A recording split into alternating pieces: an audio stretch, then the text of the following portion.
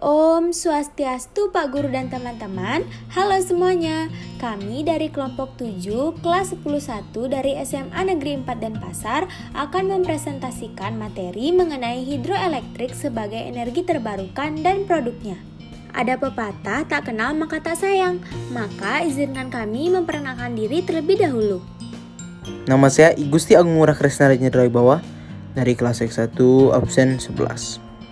Perkenalkan, nama saya Igusti Ayurani Dihantari dari kelas 101 nomor absen 12. Perkenalkan, nama saya Laurencia Princess Joy Giriwang dari kelas 101 nomor absen 25. Perkenalkan, nama saya Nikita Masarita Dewi, saya berasal dari kelas 11 nomor absen 31. Nah, itu dia perkenalan dari kami. Selamat menyaksikan. Adapun beberapa pembahasan yang akan kita bahas pada presentasi kali ini. Apa sih itu energi terbarukan? Menurut EIA atau Energy Information Administration, energi terbarukan adalah energi dari suatu sumber yang secara alami mengisi ulang sumbernya tetapi alirannya terbatas. Energi terbarukan hampir tidak habis-habisnya dalam durasi tetapi terbatas dalam jumlah energi yang terjadi per unit waktu. Menurut Peresmian Group Magazine, energi terbarukan adalah energi yang dapat digunakan yang dihasilkan dari proses yang berulang secara alami. Energi terbarukan penting karena berbeda dengan bahan bakar fosil atau energi kotor. Sumbernya selalu diisi ulang meskipun ketersediaannya sering dipengaruhi oleh faktor-faktor seperti cuaca dan waktu. Menurut Penn State Extension, energi terbarukan adalah energi yang dihasilkan dari proses alam yang terus-menerus diisi ulang. Ini termasuk sinar matahari, panas bumi, angin, pasang surut, air, dan berbagai bentuk biomasa. Energi ini tidak dapat habis dan dapat terus diperbarui. Maka kesimpulannya adalah energi terbarukan adalah energi yang berasal dari proses alam berkelanjutan seperti tenaga surya, tenaga angin, tenaga air, proses biologi, dan panas bumi. Apa sih definisi hydropower sebagai energi terbarukan? Energi terbarukan ada banyak jenisnya. Salah satunya adalah energi arus air atau hydropower. Energi arus air adalah penggunaan suatu air yang sedang jatuh atau mengalir dengan cepat untuk menghasilkan listrik atau menjalankan suatu mesin. Hal ini dicapai dengan mengubah potensial gravitasi atau energi kinetik dari sumber air untuk menghasilkan suatu tenaga. Energi arus air adalah metode produksi energi berkelanjutan. Bagaimana ya pemanfaatan hydropower? Pemanfaatan hydropower dibagi menjadi dua. Yang pertama, tenaga mekanik. Kincir air adalah kincir yang bergerak menggunakan tenaga arus air. Kincir air bekerja menggunakan roda atau turbin yang digerakkan air untuk melakukan suatu proses mekanik seperti penggilingan, penggulungan, dan penempaan. Kemudian ada air kompresor. Pada zaman dahulu, tenaga arus air dipakai untuk membuat suatu alat air kompresor yang dinamakan dengan trompe. Trompe bekerja dengan menggunakan energi air yang jatuh untuk menekan udara. Kemudian yang kedua terdapat listrik. Pembangkit listrik tenaga air atau hidroelektrik adalah aplikasi tenaga air terbesar. Pembangkit listrik tenaga air menghasilkan sekitar 15% dari listrik global dan menyediakan setidaknya 50% dari total pasokan listrik untuk lebih dari 35 negara. Pembangkit listrik tenaga air dimulai dengan mengubah energi potensial air yang ada karena ketinggian lokasi atau energi kinetik air yang bergerak menjadi energi listrik. Lebih lanjut, kita akan menjelaskan energi hidroelektrik pada pembahasan berikutnya.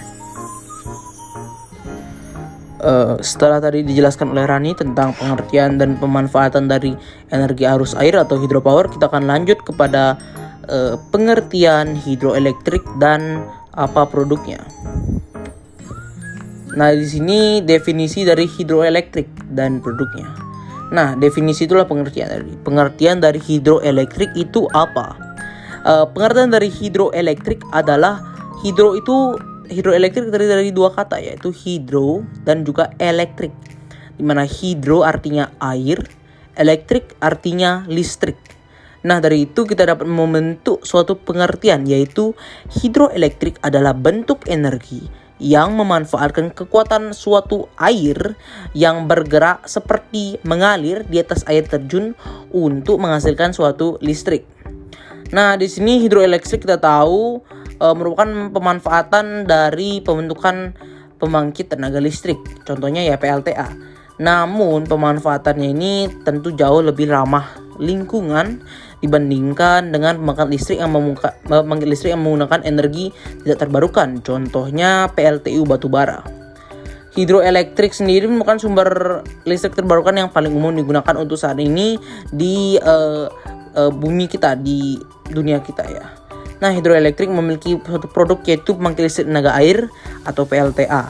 Dan pembangkit listrik tenaga air ini menggunakan atau mengandalkan energi potensial dan kinetik dari suatu air untuk menghasilkan energi listrik. Kita tahu bahwa PLTA ini memanfaatkan energi terbarukan yang berupa hidroelektrik dan termasuk produk yang ramah lingkungan. Nah, kita akan lanjut ke konstruksi, produksi, dan pembuatan dari suatu pembangkit listrik tenaga air pemanfaatan hidroelektrik. Nah, pembuatan PLTA pemanfaatan hidroelektrik di sini PLTA sendiri memiliki dua segmen atau dua bentuk, yaitu waduk dan bendungan. Jadi ada waduk, ada bendungan ya suatu PLTA itu. Nah, contoh pembuatan PLTA adalah salah satunya yaitu bendungan tanggul. Kita ambil di sini ya. Bendungan tanggul terutama terdiri dari tambalan tanah dan batuan, dimana kalau tambalan tanah yang dipakai di sini sebagian besar terdiri dari tanah yang terkompresi dari moraine, pasir dan kerikil. Lalu juga bendungan batuan, di mana bendungan batuan sebagian besar terdiri dari batuan yang sudah diledakkan. Nah, diledakkan ini cara paling umum untuk membangun bendungan tanggul saat ini adalah bendungan yang dibagi menjadi beberapa zona. Yang zonanya kita akan bahas di gambar ini. Nah, di sini gambarnya ada angkanya dan keterangannya akan menjelaskan, yaitu saya akan baca. Yang pertama atau nomor 1 ditunjuk dengan inti segel atau inti penyegelan ya. Di sini fungsinya untuk meminimalkan aliran air melalui bendungan, yang dimana kebanyakan terbuat dari moraine. Lalu nomor 2 dan 3 menunjukkan suatu zona yang dinamakan zona filter. Seperti namanya filter, mencegah, memfilter material dari inti segel menghilang. Jadi agar material dari inti segel itu tidak menghilang, dimana biasanya terbuat dari pasir dan kerikil. Lalu juga ada zona pendukung. Zona pendukung berfungsi untuk memberikan stabilitas pada bendungan. Terletak di nomor 4 ya. Nah, ini terbuat dari kerikil, batu dan batu pecah. Lalu nomor 5. Nomor 5 ini adalah beton yang disuntikan ya. Nomor 6 beton juga, namun ini merupakan tanah. Tanah beton sudah ditaruh di dalam bendungan, di bawah bendungan ya. Lalu nomor 7 ada zona perlindungan untuk apabila erosi ya, untuk mencegah suatu gelombang air, salju, hujan, es dan banjir. Lalu nomor 8 dan 9 ini sama-sama perlindungan, namun nomor 8 menunjukkan kepada perlindungan puncak, kres atau atap dari bendungan tersebut, dan 9 perlindungan untuk kaki dari bendungan tersebut. Nah, kita lanjut ya kepada bagaimana cara kerja dari suatu pembangkit hidroelektrik. Nah, pembangkit hidroelektrik sendiri sebagian besar memiliki reservoir air, gerbang atau katup untuk mengontrol beberapa banyak air yang mengalir keluar dari reservoir, dan outlet atau tempat di mana air berakhir setelah mengalir ke bawah.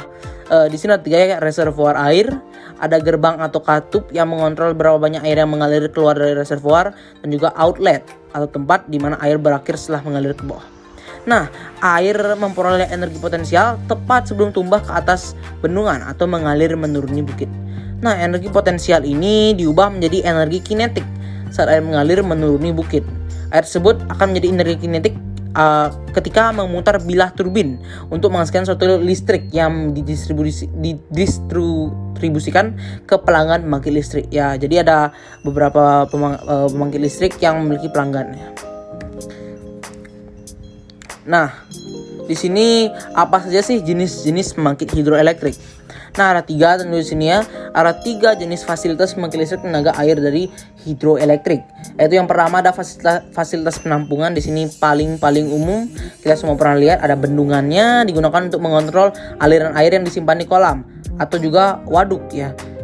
Jadi ada kolam, ada bendungan. Nah, ketika lebih banyak energi dibutuhkan, air akan dilepaskan dari bendungan. Dimana begitu air dilepaskan, gravitasi akan mengambil alih dan air mengalir ke bawah melalui turbin. Saat bila turbin berputar, mereka akan menggerakkan suatu generator, hasilkan listrik.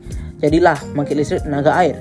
Lalu kita lanjut saja ke fasilitas pengalihan. Di sini jenis fasilitas ini tergolong sangat unik ya, karena tidak menggunakan suatu bendungan. Sebagai gantinya, ia menggunakan serangkaian kanal untuk menyalurkan air suatu sungai yang mengalir ke turbin pembangkit listrik. Sama jadi listrik, jadilah pembangkit listrik tenaga air. Lalu fasilitas penyimpanan yang paling terakhir.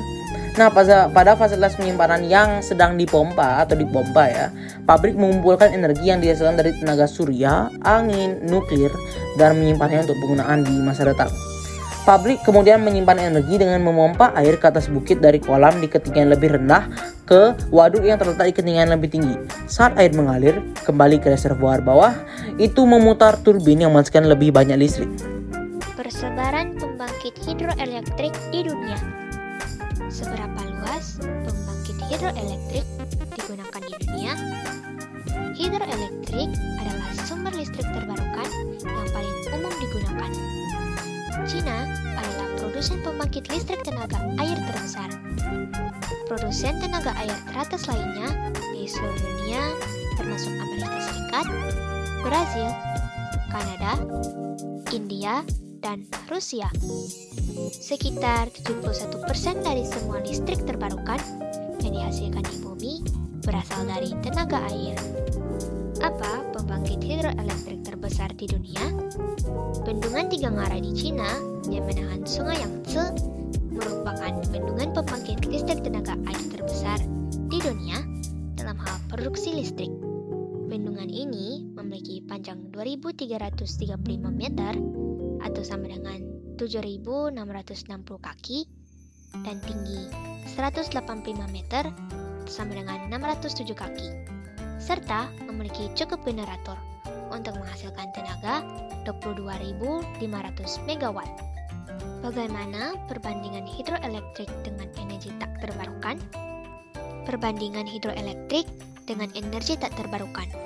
Energi yang tidak terbarukan seperti PLTU batubara telah menimbulkan kerusakan lingkungan melalui emisi yang dihasilkan. Bahkan, lebih dari 50% emisi yang terjadi di dunia saat ini disebabkan oleh sumber energi kotor tersebut. Berdasarkan data dari riset yang dilakukan Greenpeace, ada kasus kematian 660.000 orang di Tiongkok yang disebabkan oleh emisi yang dihasilkan PLTU batubara, dibandingkan dengan pembangkit hidroelektrik atau PLTA. PLTU batubara lebih berbahaya bagi lingkungan. Jadi, untuk menghindari adanya dampak yang berlebih karena PLTU batubara, lebih dianjurkan untuk membangun dan menyebarluaskan PLTA atau hidroelektrik.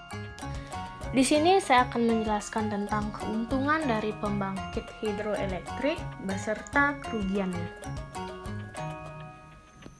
Pertama-tama saya akan menjelaskan tentang keuntungan dari pembangkit hidroelektrik. Yang pertama, hidroelektrik merupakan energi yang terbarukan. Tenaga air sepenuhnya dapat diperbarui, yang berarti tidak akan habis kecuali air berhenti mengalir. Hasilnya, pembangkit listrik tenaga air dibangun untuk bertahan lama. Dalam beberapa kasus, peralatan yang dibangun selama 25 tahun masih dapat beroperasi setelah 2 kali lipat dari waktu yang telah berlalu. Yang kedua, bebas emisi. Pembangkit listrik tenaga air tidak melepaskan atmosfer. Ini tentu saja merupakan daya tarik terbesar dari sumber energi terbarukan manapun. Yang ketiga, dapat diandalkan. Hidroelektrik sejauh ini merupakan energi yang terbarukan paling handal yang tersedia di dunia. Tidak seperti saat matahari terbenam atau saat angin mereda. Air biasanya memiliki aliran konstan dan stabil selama 24 jam. Kemudian dapat disesuaikan. Karena tenaga air sangat handal, hidroelektrik sebenarnya dapat mengatur aliran air. Hal ini memungkinkan pabrik untuk menghasilkan lebih banyak energi saat dibutuhkan atau mengurangi keluaran energi saat tidak diperlukan. Kemudian dapat dibuat danau. Danau dapat digunakan untuk tujuan rekreasi dan bahkan dapat membantu menarik wisatawan. Tidak terlihat dari Lake Mead, itu dibuat sebagai hasil dari bendungan Hoover dan membawa lebih dari 7,5 juta pengunjung pada tahun 2018. Hal ini dapat memberikan dorongan ekonomi yang besar bagi kota-kota terdekat. Kemudian tanah yang dibangun lebih cepat. Karena bendungan air hanya dapat dibangun di lokasi tertentu, bendungan tersebut dapat membantu mengembangkan lahan untuk kota-kota terdekat. Pasalnya, dibutuhkan banyak peralatan untuk membangun bendungan. Ada pula kerugian dari pembangkit hidroelektrik seperti dampaknya pada ikan. Untuk membuat hidroelektrik, sumber air yang mengalir harus dibendung.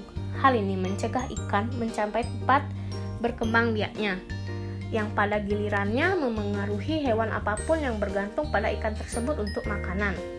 Saat air berhenti mengalir, habitat tepi sungai mulai hilang. Kemudian lokasi pabrik yang terbatas. Sementara tenaga air terbarukan, ada tempat terbatas di dunia yang cocok untuk konstruksi pabrik. Selain itu, beberapa tempat ini tidak dekat dengan kota-kota besar yang dapat memanfaatkan energinya sepenuhnya. Kemudian biaya awal tinggi. Meskipun tidak ada pembangkit listrik yang mudah dibangun, hidroelektrik memang mengharuskan membangun bendungan untuk menghentikan aliran air. Akibatnya, biayanya lebih mahal daripada pembangkit bahan bakar fosil berukuran sama. Kemudian, terjadinya risiko banjir. Jika bendungan yang dibangun di ketinggian yang lebih tinggi, hal itu menimbulkan risiko serius bagi kota manapun di dekatnya yang berada di bawahnya. Meski bendungan ini dibangun dengan sangat kuat, masih ada risiko yang ditimbulkan. Kemudian, apa saja sih kecelakaan pembangkit hidroelektrik atau PLTA yang pernah terjadi di dunia? Bisa dilihat terdapat daftar kecelakaan pembangkit hidroelektrik atau PLTA di dunia dalam 10 tahun terakhir. Kemudian, bagaimana sih hubungannya dengan prinsip kimia hijau? Yang dapat saya tangkap, hidroelektrik menggunakan prinsip kimia hijau yang ketujuh, yaitu menggunakan bahan baku terbarukan. Karena hydropower atau energi arus air adalah salah satu energi terbarukan yang ada di bumi. Pemanfaatannya juga tidak berdampak yang buruk bagi lingkungan, seperti menimbulkan polusi ataupun limbah. Hydropower sifatnya non-stop dan tidak terbatas. Jadi, sesuai dengan prinsip kimia hijau yang ketujuh, yaitu menggunakan bahan baku terbarukan. Kemudian ini juga terkait, maksud saya hidroelektrik juga berhubungan dengan prinsip kimia hijau yang ke-11, yaitu menganalisis secara langsung untuk mencegah polusi. Pembangkit hidroelektrik atau PLTA merupakan suatu energi dan produk yang tidak menimbulkan polusi. Berbeda dengan PLTU batu bara yang menyebabkan polusi udara dalam proses pengerjaannya. Hal ini sesuai dengan prinsip kimia hijau yang ke-11, karena dengan mengganti PLTU yang tidak terbarukan dengan pembangkit hidroelektrik atau PLTA, dapat secara langsung mengurangi polusi udara karena energi yang digunakan adalah energi terbarukan. Nah, di sini terdapat beberapa daftar pustaka dari mana kami mendapatkan informasi-informasi terkait dengan materi yang telah kami presentasikan. Baik, akhir kata saya ucapkan terima kasih dan mohon maaf bila ada kesalahan dalam pengucapan atau penyampaian informasi. Saya tutup dengan Parama Santi. Om Santi Santi Santi Om.